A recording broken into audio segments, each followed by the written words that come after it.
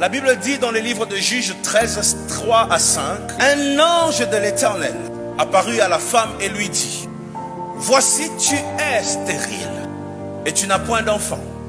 Tu deviendras enceinte et tu enfanteras un fils. Cette femme reçoit une promesse. Tu deviendras enceinte et tu enfanteras un fils. Maintenant, prends bien garde. Est-ce que tu vois ça?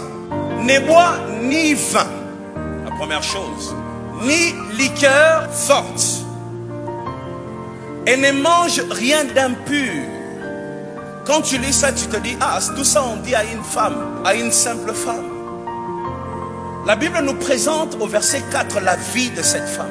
Elle était habituée à boire le vin, des liqueurs fortes. Elle aimait ça. Elle trouvait son plaisir dans ça. Regardez, lorsque le Seigneur veut visiter cette femme, lorsque l'heure de la moisson arrive dans sa vie, la Bible dit, tu deviendras enceinte et tu enfanteras un fils. Les rasoirs ne passera point sur sa tête. J'imagine la femme en train de dire, c'est juste pour ça. Oui. Le rasoir ne passera point sur sa tête parce que cet enfant sera consacré. Consacré à Dieu dès le ventre de sa mère. Et ça sera lui qui commencera à délivrer Israël de la main de Philistins. C'était pas cette femme qui allait délivrer Israël. C'était pas sa mission. Elle pouvait essayer de se battre, ça n'allait pas marcher.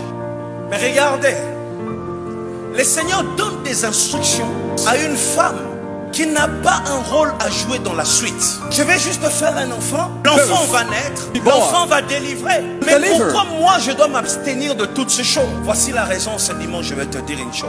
Si ce que tu veux enfanter est appelé à être puissant, si ce que tu veux enfanter est appelé à bouleverser le monde, si ce que tu veux enfanter est appelé à écrire l'histoire, il y aura toujours des principes à respecter. À moins que ce soit un enfant ordinaire, une vision ordinaire.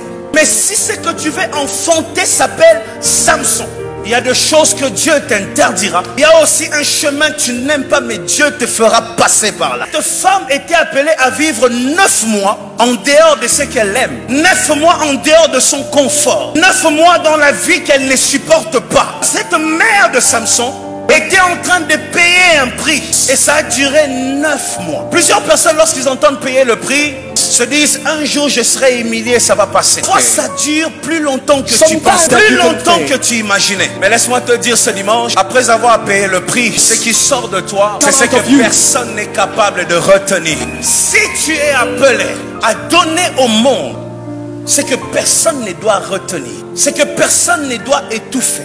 Je vois plusieurs personnes qui disent, j'irai loin dans la vie. Les hommes forment de projets. Nous sommes efficaces dans ça. Nous aimons former de projets. Laisse-moi te dire qu'il n'y a pas une promesse qui vient sans les interdits. Il n'existe pas une vision que Dieu te donne sans te donner les interdits liés à cette vision. Et attention, ne vis pas ta vie en fonction de ce que tu vois dans ton entourage. Fais attention. Les interdits de l'autre ne sont pas tes interdits. Les choses qui sont permises dans la vie de l'autre ne sont pas permises pour toi. Si tu regardes l'autre pour savoir comment marcher avec Dieu, tu feras des erreurs. Écoute Dieu, attache-toi aux promesses et essaye de découvrir les interdits attachés à cette promesse.